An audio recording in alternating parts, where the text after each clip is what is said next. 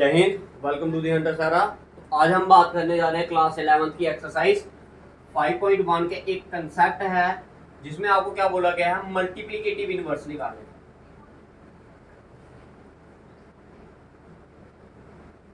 क्या निकालना उसमें आपने? मल्टीप्लिकेटिव इनवर्स किसी कम्प्लेक्स नंबर का। क्वेश्चन में बोला find the multiplicative inverse of each of the following complex number. तो सबसे पहले कम्प्लेक्स नंबर आपको पता होना चाहिए z इज इक्वल्स टू किसकी फॉर्म में लिखते हो आप? a प्लस आयोटा b की, जहाँ पे कई बार स्पेशल लिखा होता है x प्लस आयोटा y। तो ये आपकी मर्जी है, जैसे मर्जी लिखिए, ठीक है। अब मल्टीप्लिकेटिव इनवर्स निकालने का फार्मूला कैसे होता है? अगर z एक आपके पास कम्प्लेक्स नंबर है तो इसका जो मल्टीप्लिकेटिव इनवर्स होगा उसको आप कैसे डिनोट करोगे?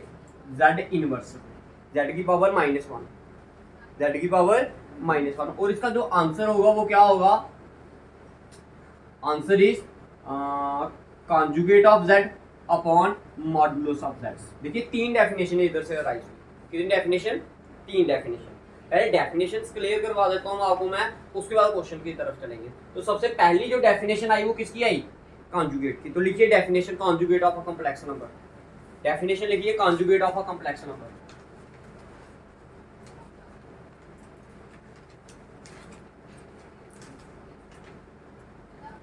देखो लेट z इक्वल टू क्या? a plus iota b be a complex number, be a complex number. Then the conjugate of z is denoted by,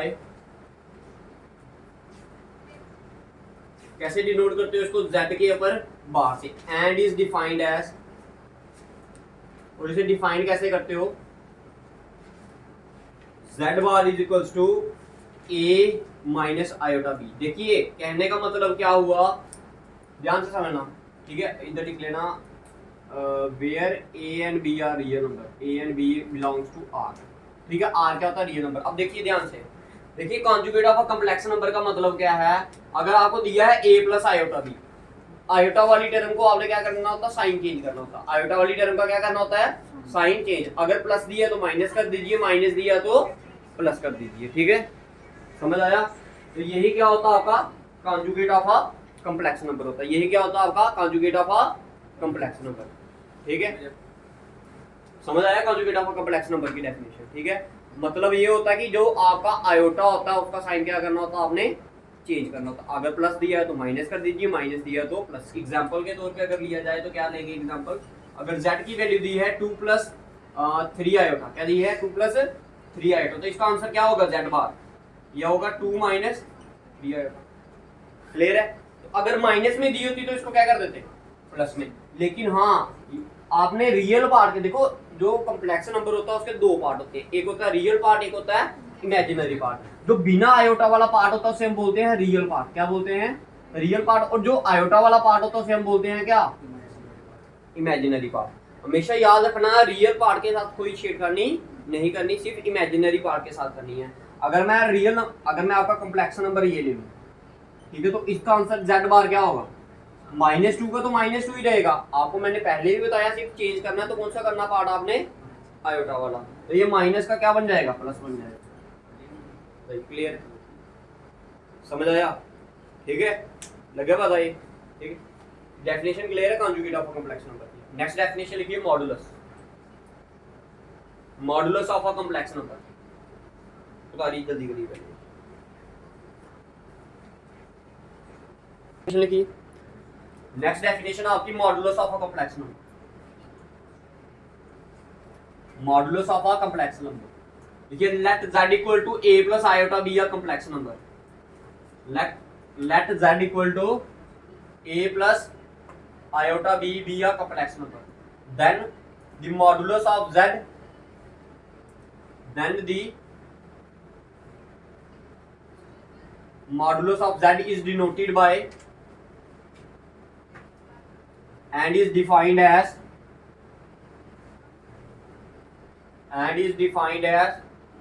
modulus of z is equals to क्या? √a² plus b²। कहने का मतलब क्या हुआ? जो modulus of z होता है उसमें आपने क्या करना होता है? जो रियल पार्ट होता है और जो इमेजिनरी पार्ट होता है उन दोनों का क्या कर देना होता है? स्क्वायर कर देना है। क्लियर है? समझ आ गया भाई सभी को? अभी जब क्वेश्चंस करेंगे तो आपको अच्छे से समझ आएगा। ठीक है जी, समझ आ गया। उसके बाद लिखिए मल्टीप्लिकेटिव इनवर्स की definition.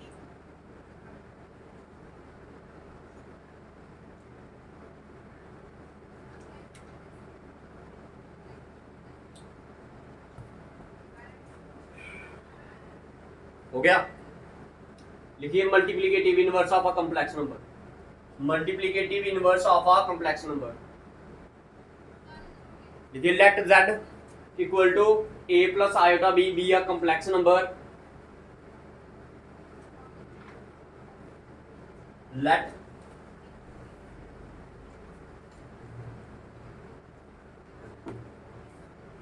z equal to a plus iota b be a complex number, then the multiplicative inverse